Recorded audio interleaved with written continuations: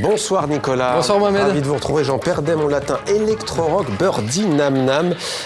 Vous nous faites donc découvrir un très beau nouveau disque. Oui, c'est leur nouvel album. Ça fait 5 ans qu'on l'attendait. Il sort la semaine prochaine.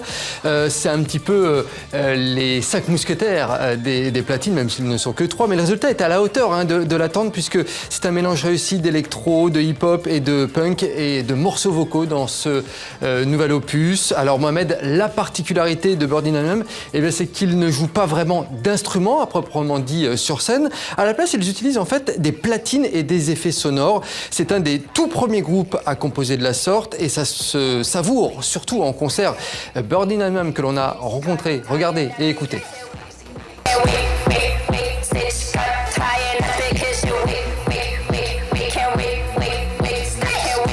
On s'est senti obligé de prouver au monde entier que ce qu'on faisait c'était de la musique et que ce qu'on avait entre les mains c'était un instrument parce que c'était pas une évidence et que pour la plupart des gens, même ceux qui me programmaient au début, ils comprenaient pas ni le format, ni le besoin, ni l'endroit où on voulait aller.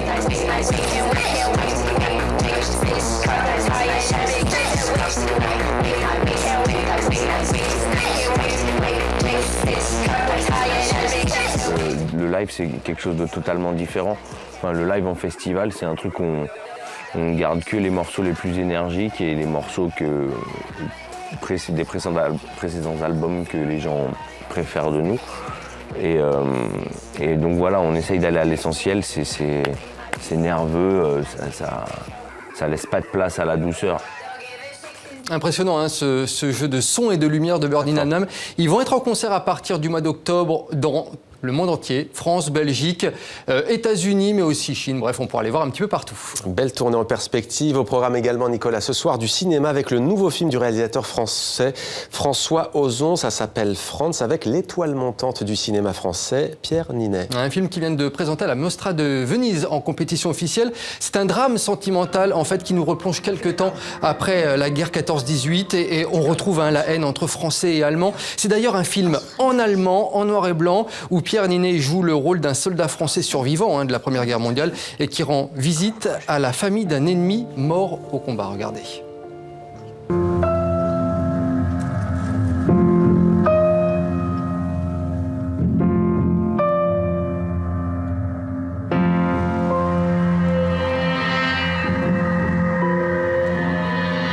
Kommt seit 2 Tagen zu dem Grab von Franz.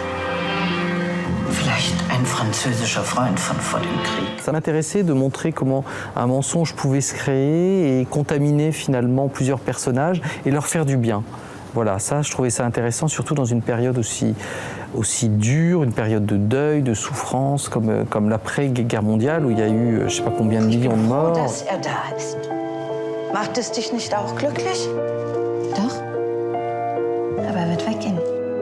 Dann werden wir uns bemühen, ihn noch eine Weile bei uns zu behalten, ja? Vous veniez souvent ici? C'est ici que Franz m'a demandé maman. C'était le défi de ce personnage, de trouver le bon équilibre pour ne pas trop en révéler, tout en créant déjà une empathie sur l'émotion avec le personnage, même si on sent qu'il porte un secret, c'est ce que le spectateur va essayer de deviner. C'est un film qui met le spectateur en participation, parce qu'il y a beaucoup d'ambiguïté, beaucoup de possibilités. Moi, c'est ce que j'aime avec ce film. Was würde die Wahrheit bewirken? Noch mehr Schmerz, noch mehr Tränen. Was empfinden Sie für diesen jungen Franzosen? Ich weiß nicht mehr. Voilà, le film aborde malheureusement des sujets encore actuels comme la peur de l'autre ou le rejet de l'étranger. C'est un film réussi, émouvant, coup de chapeau à la prestation de Pierre Ninet. Le film est sorti ce mercredi. C'était Demander le programme. Merci beaucoup Nicolas pour cette chronique culture et à demain.